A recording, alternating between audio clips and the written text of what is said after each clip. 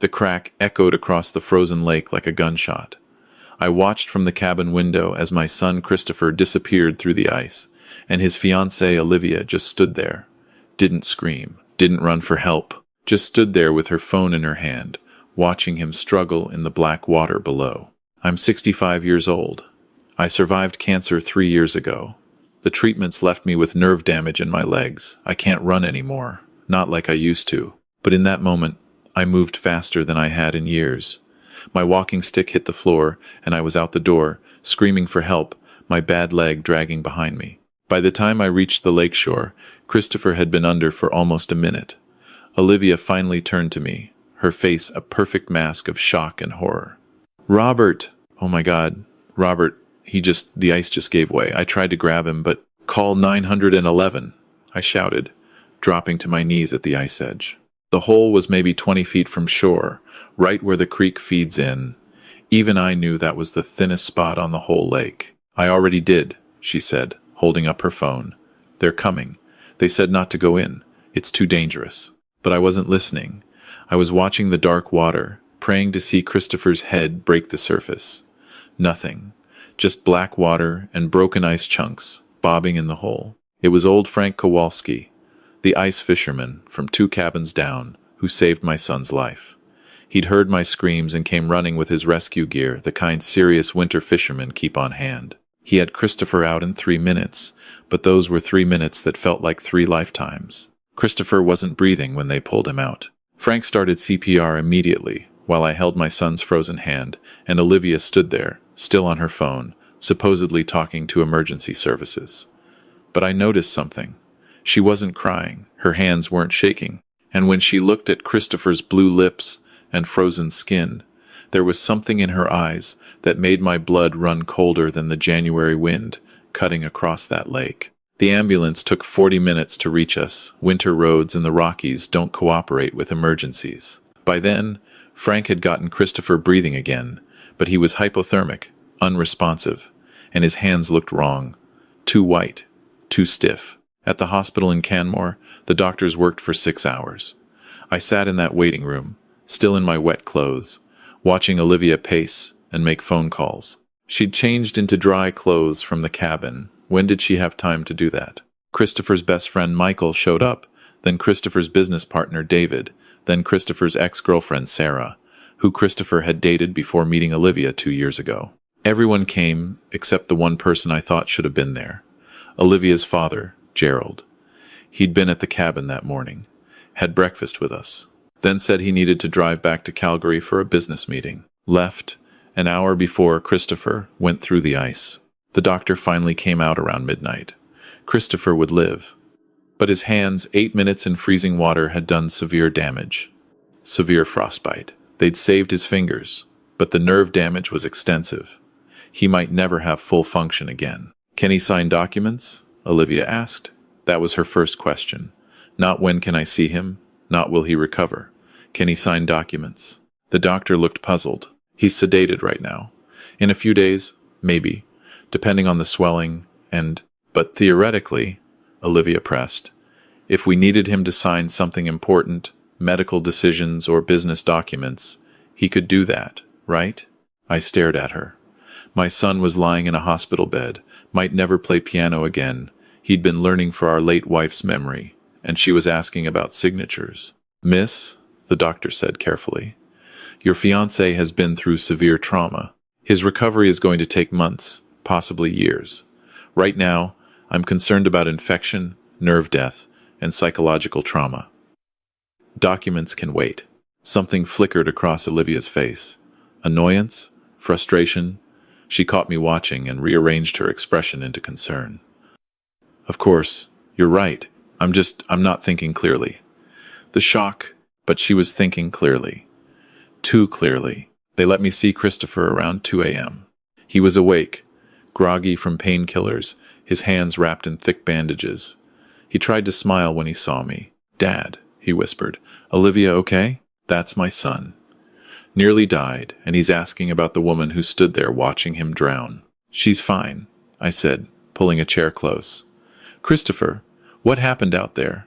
Why were you on that part of the lake?" Olivia wanted to see the sunrise spot, His words were slurred from the medication, said her dad told her about it. Perfect view. But the ice felt wrong. I told her we should go back, but she said I was being paranoid, and then he closed his eyes. Then I was in the water. So cold, Dad. Couldn't breathe. Couldn't see. Just black and cold. Did Olivia try to help you? I don't remember.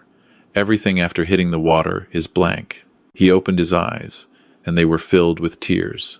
My hands hurt so much. I stayed with him until he fell asleep, then went to find Olivia. She was in the waiting room, on her phone again. When she saw me, she ended the call quickly.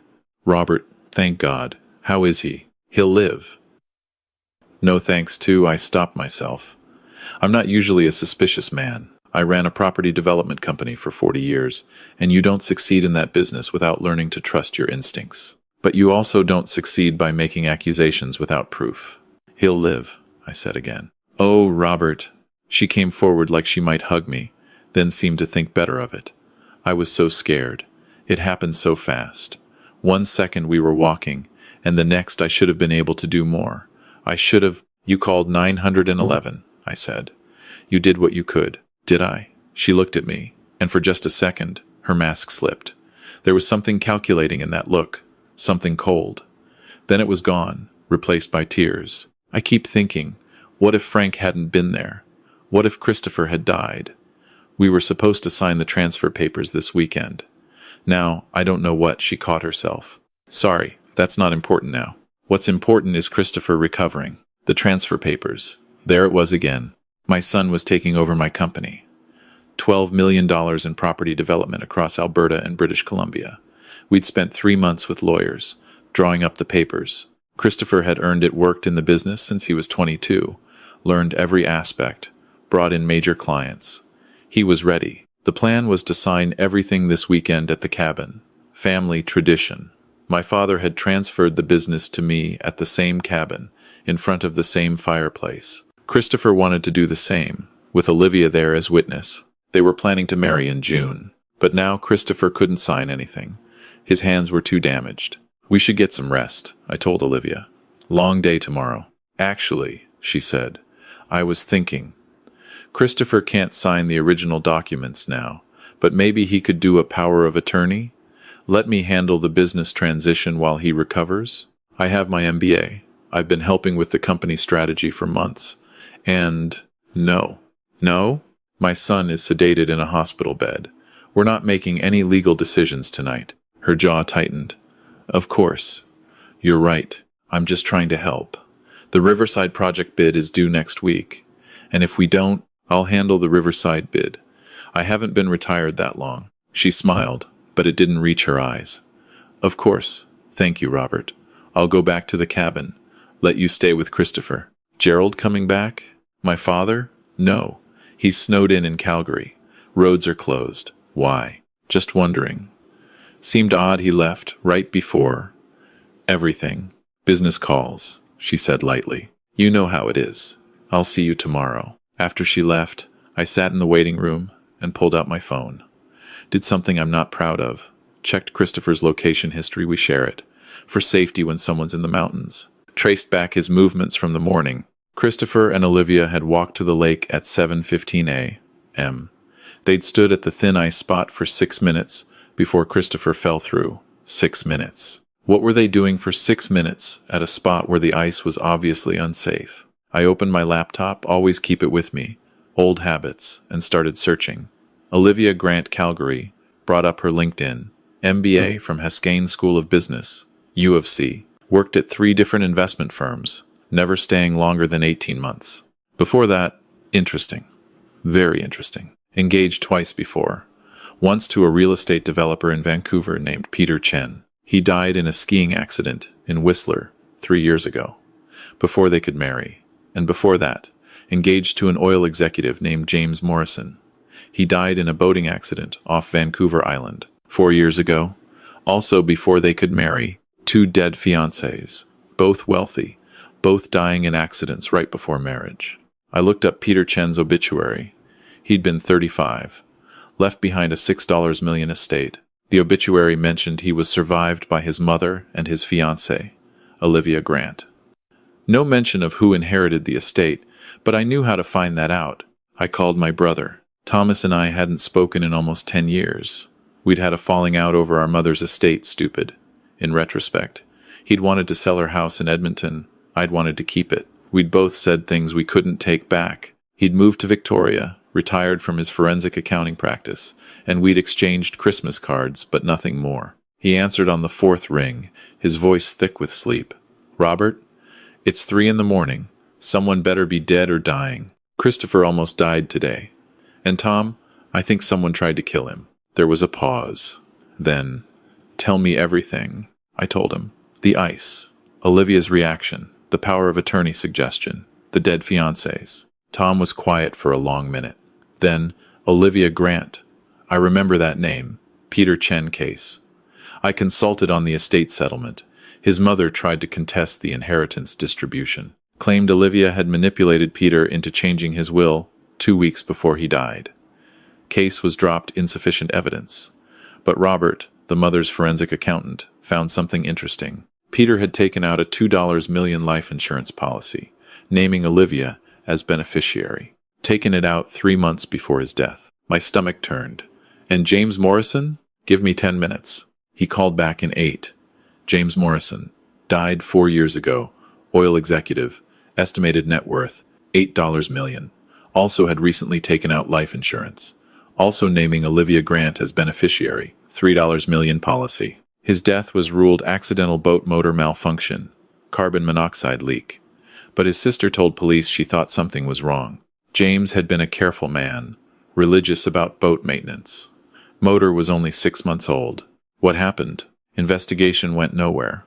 No evidence of tampering. Sister didn't have the money to push it further. Olivia collected the insurance and disappeared for a year. Showed up in Calgary. Met your son at some fundraiser 18 months ago. Tom, Christopher just revised his will. 3 weeks ago. Olivia suggested it.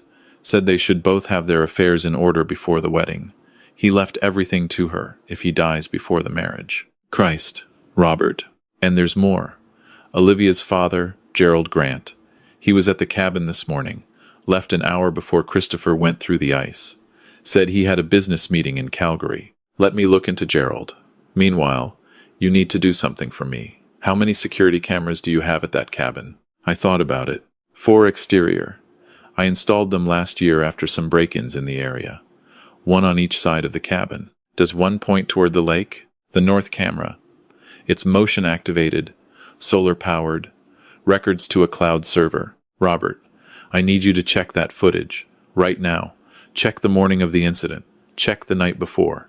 And don't let Olivia know you're looking. I pulled up the security app on my phone. Scrolled back to the previous evening, 7:30 p.m. Gerald and Olivia's father and her walking toward the lake, carrying something. The camera angle wasn't great in the dark, but I could make out shapes. They stood at the lake edge for almost 20 minutes. Came back without whatever they'd been carrying. 6:45 a.m. that morning, before Christopher was awake. Olivia walking to the lake alone, standing at the same spot. Doing something at the ice. The image was grainy in the dim dawn light, but she was definitely doing something. Then walking back. 7:15 a.m. Christopher and Olivia walking to the lake together, standing at the spot. 6 minutes of them talking, arguing. Christopher stepping back, away from the edge. Olivia pointing at something, gesturing. Christopher taking a step forward. Then the ice breaking, and Christopher dropping through. And Olivia standing still. For 45 seconds, she just stood there, watching. Then, finally, looking back toward the cabin, seeing me in the window. That's when she pulled out her phone. "Tom," I said, my voice shaking. "I've got her. She was out there the night before, and the morning before Christopher woke up, and she waited almost a minute before calling for help. Send me everything, every frame. I'm on the first flight to Calgary tomorrow. And Robert, don't confront her. Don't let her know you suspect anything. If she realizes you're onto her, she might disappear. Or worse. Worse? She's killed at least twice before, maybe 3 times. People who do this, they don't stop. They refine their methods. If she thinks you're a threat to her plans, she'll come after me. Or try another accident with Christopher. Keep your son safe. I'll be there by tomorrow afternoon. I spent the rest of the night in Christopher's room, dozing in the chair beside his bed. Around 6 a.m., Olivia appeared with coffee and pastries. Thought you might need this, she said, handing me a cup. I couldn't sleep. Kept seeing Christopher falling through the ice. How is he? Stable. Hands are still bad. She sat down across from me, holding her own coffee. Robert, I want to apologize for yesterday. Asking about the documents, about power of attorney. It was inappropriate. I handle stress by trying to fix things. Control what I can control. But you're right. Christopher's health is what matters. She sounded genuine. Looked genuine. If I hadn't seen that footage, I might have believed her. It's forgotten, I said. Have you thought more about the business transition? I know the timing is terrible, but the Riverside project really does need attention. Maybe I could just help with day-to-day operations while Christopher recovers? Not as power of attorney. Just as, well, I am going to be his wife. I want to help carry the load. I appreciate that, Olivia. But I've already contacted our project managers. I'll handle things until Christopher is back on his feet. Something flickered in her eyes. Of course, though, and I hate to bring this up, but legally, aren't you fully retired from the company? I thought the transition paperwork already transferred some authority to Christopher. If he's incapacitated, even temporarily, doesn't that create a legal gray area? She'd done her homework. The preliminary papers had already transferred day-to-day authority to Christopher. I was still majority owner until the final signing, but operational control was his. I'll talk to our lawyers, I said. I'm sure we can work something out. I could talk to them too. I have those MBA contacts. I know some excellent corporate lawyers who... That won't be necessary. She studied me for a long moment, then smiled. You don't trust me. I didn't say that. You didn't have to. I can see it in your eyes. You think this is my fault. You think I somehow caused this. I think my son almost died. I think you were standing right there when it happened. I think you're very concerned about business documents for someone whose fiancée just survived a near-death experience. I love Christopher. I'm sure you do. No, Robert, I really do. He's kind and funny, and he treats me like I matter, like I'm not just some trophy or business asset. He's the first man who's ever stopped. I know how this looks. I know my history. You looked me up, didn't you? Found out about Peter and James. I said nothing. I figured you would. You're thorough. Christopher says you taught him to always do his homework before any business deal. She leaned forward. Those deaths almost destroyed me, Robert. Peter and James were good men. I loved them. And losing them both, in accidents, it made me paranoid. Made me afraid to commit again. That's why I push about the business stuff. If I focus on practical things, I don't have to think about how I might lose Christopher too. It was a good story. Might even have been true, if I hadn't seen that footage. I understand, I said. This has been hard on everyone. Thank you. She stood. I should go. Let you rest. I'll be at the cabin if you need anything. And Robert? I really do love your son. After she left, I texted Tom. She's good. Almost believed her myself. His response came immediately. Stay alert. I'm landing in 2 hours. Found something on Gerald Grant. You need to see this. Tom arrived at the hospital at noon, looking like he'd aged a decade since I'd last seen him.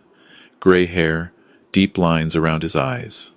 But sharp as ever. He pulled me into the hallway, away from Christopher's room. Gerald Grant is broke, he said without preamble. Not just broke, buried. He's into a loan shark outfit out of Calgary for $340,000. Gambling debts. They've been threatening him for 3 months. His house is mortgaged to the hilt. His car is about to be repossessed. And last month, he tried to take out a loan against Olivia's future inheritance. What future inheritance? Exactly. Banks turned him down because there was no collateral. But he was desperate enough to try. Robert, I think Gerald and Olivia are running a con together. She finds wealthy men, gets engaged. They die in accidents. She inherits. But it's never been enough to solve Gerald's problems long term. He burns through money as fast as she brings it in. But Christopher isn't dead. Not yet. But think about it. If Christopher had died in that lake, Olivia would inherit. She's the beneficiary on his new will, remember? And even if the will was contested, she'd get something. Life insurance. At minimum. Christopher doesn't have life insurance naming her. You sure about that? I pulled out my phone and called Christopher's insurance agent, Mark Sullivan. We'd used him for years. Mark, it's Robert. Quick question. Does Christopher have any life insurance policies I don't know about? Let me check. Yes, actually. He took out a new policy 3 weeks ago. Term life, $5 million coverage. Named Olivia Grant as primary beneficiary. My blood went cold. 3 weeks ago? Yes. She was actually the one who called to set it up. Said they wanted to make sure they were both covered before the wedding. She took out a policy too, naming Christopher. Did you think that was unusual? Not really.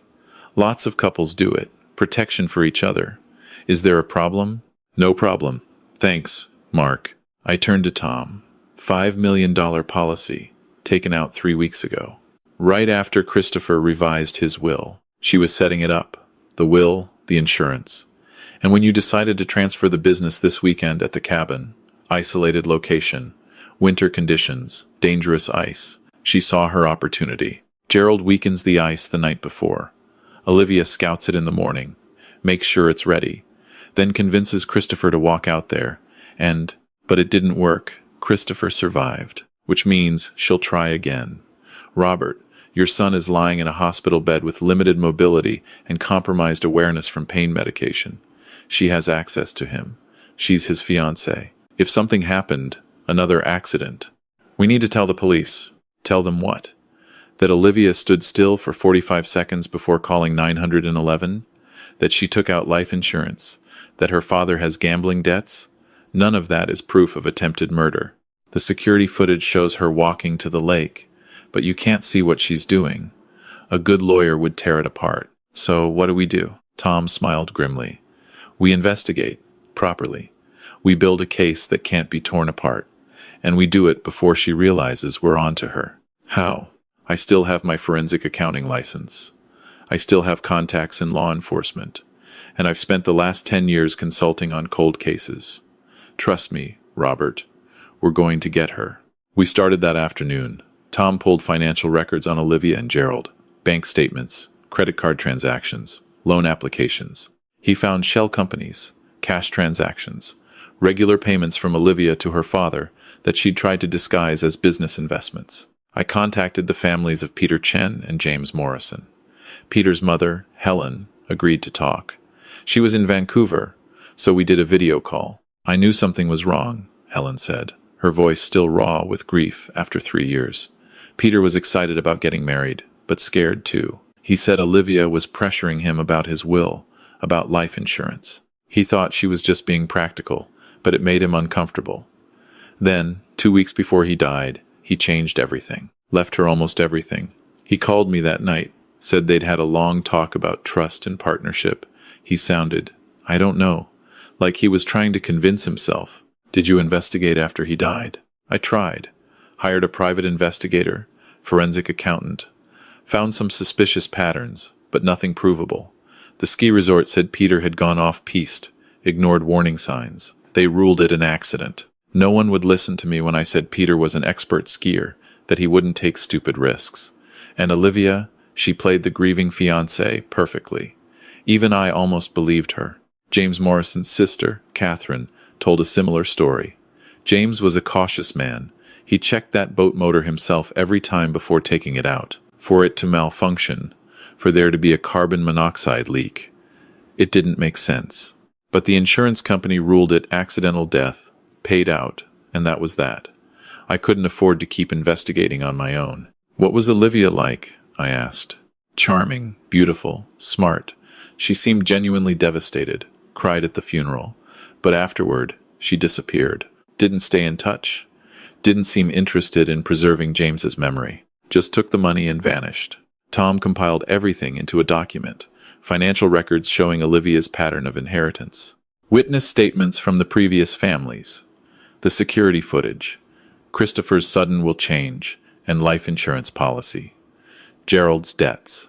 It's compelling, he said, but it's still circumstantial. We need something concrete, something that proves intent. What if we could get her to confess? She's too smart for that. Maybe.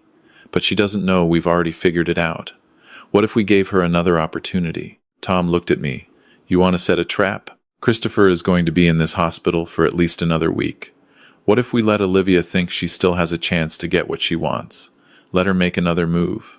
But this time, we're watching. Robert, you're talking about using your son as bait. No, I'm talking about protecting my son by forcing Olivia's hand before she can plan another attempt we might not see coming. It took 3 days to set up. Tom worked with his police contacts. Turned out one of his old colleagues was now a detective in Calgary. Detective Sarah Kim agreed to help, off the record, if we could get them hard evidence. We moved Christopher to a private room, installed hidden cameras, and brought in a plainclothes officer to pose as a night nurse. Then I told Olivia that Christopher's condition had worsened. Infection in his hands. The doctors were talking about possible amputation. Christopher was devastated, heavily sedated. Oh my God, Olivia said when I called her. Robert, will he? He's stable. But you should come. He's been asking for you. She arrived within the hour. I let her into Christopher's room. He was actually doing fine, hands healing well, but we'd coached him on what to say. He looked up at her with drugged, unfocused eyes. Liv, he mumbled. Dad told me. My hands, the doctors said. Shh, baby, it's okay. I'm here. She sat beside him, holding his bandaged hand carefully. You're going to be fine. The company. Can't run it now. Can't sign anything. Dad says he has to take back over. All that work for nothing. Don't think about that now. But I am. Liv, if something happens to me, nothing's going to happen to you. But if it does, you'll be taken care of. The will, the insurance. You'll be okay. I watched from the doorway as Olivia's expression shifted. Calculation. Quick, but there. Christopher, don't talk like that. You're going to recover. Dad's going to reverse the business transition. Put everything back in his name until I'm better. Might take months, years, even. All that planning, the transfer papers, the ceremony we had planned. Christopher's voice broke convincingly. I wanted you to be part of it. Wanted you to see me take over. Now you'll never. Hey, stop. I will see it. When you're better, we'll do the whole ceremony. It'll be even more special because you'll have overcome all this. Promise. I promise. She stayed for an hour, then left. Tom and I reviewed the footage. She'd been careful, hadn't said anything incriminating, but we'd planted the seed. Christopher was worth more dead than alive now. The business transition was stalled. His hands might never recover. And she knew about the will, the insurance. 2 days later, she struck. It was 2 a.m. Olivia entered the hospital using the key card I'd given her, told her she could visit any time.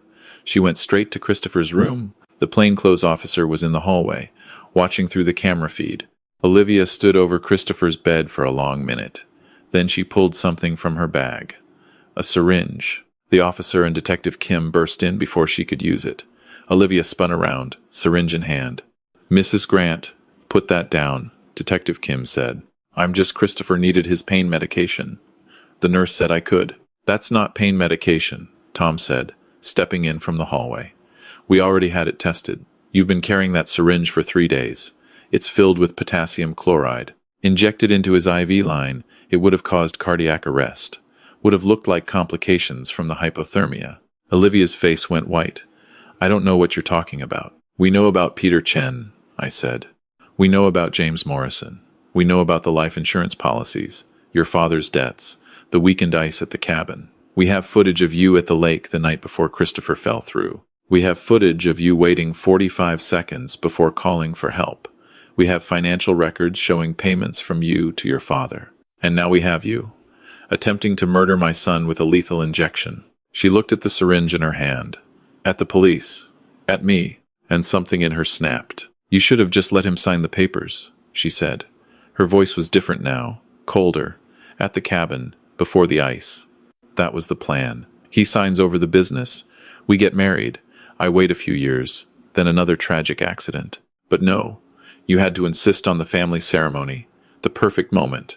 You made this messy. Keep talking, Detective Kim said. You're making this very easy. Why not? You already know everything. She looked at me. You were supposed to be the easy mark. Grieving widower. Lonely. Wanted to believe his son found true love. Instead, you're paranoid and suspicious, just like Helen Chen, just like Catherine Morrison. You people and your trust issues. Did you kill Peter and James? Detective Kim asked. Olivia shrugged. Peter was an accident. Sort of. The avalanche would have happened anyway. I just made sure he was in the right spot when it did. James was easier. Carbon monoxide is tricky, but if you know what you're doing with boat engines... He never felt a thing. Just fell asleep and didn't wake up. Christopher, who'd been pretending to sleep, sat up. His hands weren't bandaged anymore. That had been part of the act. He stared at Olivia like he'd never seen her before. You killed them. You were going to kill me. Oh, baby, don't be dramatic. You would have been happy with me right up until the end. I'm very good at playing the devoted wife. Peter and James died thinking they were loved. Isn't that better than some long, painful marriage followed by a bitter divorce? She actually believed it, thought she was being merciful. They arrested her that night. Gerald was picked up the next morning at his apartment in Calgary. When confronted with Olivia's confession and the evidence against him, he broke immediately, confirmed everything. The weekend ice, the planning, the previous deaths. Turned out Olivia had been doing this since she was 23. 5 men before Peter, all smaller scores. She'd been refining her technique for almost a decade. The trial took 6 months. Olivia's lawyers tried everything, claimed the confession was coerced, that she was mentally unstable, that she'd been abused by Gerald and wasn't responsible for her actions. None of it worked. The evidence was overwhelming. The previous families testified. Tom's forensic accounting showed the pattern clearly. And the security footage from the cabin showed clear premeditation. Olivia Grant was sentenced to 25 years for 3 counts of first-degree murder and 2 counts of attempted murder. Gerald Grant got 15 years as an accomplice. The judge called it one of the most calculated and cold-blooded series of crimes she'd ever seen. Christopher struggled afterward. Took him a long time to trust anyone again. He went through therapy, worked on healing both physically and emotionally. His hands recovered, not perfect, but functional. He can't play piano anymore, but he jokes that he's found other hobbies. His company work kept him busy, gave him purpose. And Tom and I, we fixed what we'd broken between us. Turned out almost losing Christopher put our stupid argument about Mom's house into perspective. We have dinner every Sunday now, either in Calgary or Victoria. We don't talk about Olivia much. Don't need to. But sometimes Christopher asks me how I knew. How did I figure it out when her act was so perfect? I tell him the truth. I didn't figure anything out at first. I just noticed that while my son was drowning in freezing water, his fiancée was thinking about documents. Love doesn't do that. Love doesn't calculate. Love doesn't wait 45 seconds before calling for help. Real love jumps in, even when you can't swim. Real love fights, even when you're afraid. Real love breaks down over 9 months of estrangement and flies across the country at 3 in the morning because your brother needs you. Everything else is just a performance, and eventually, every performance ends. Christopher took over the company officially last spring. We had the ceremony at the cabin, like planned, but this time with better people around him. People who loved him for who he was, not what he was worth. And me? I installed more security cameras. Can't be too careful these days. The world is full of people who see other people as opportunities, as means to an end. But it's also full of people like Tom, like Frank Kowalski, like Detective Kim. People who help because it's right. People who believe in justice. I'm 65 years old now.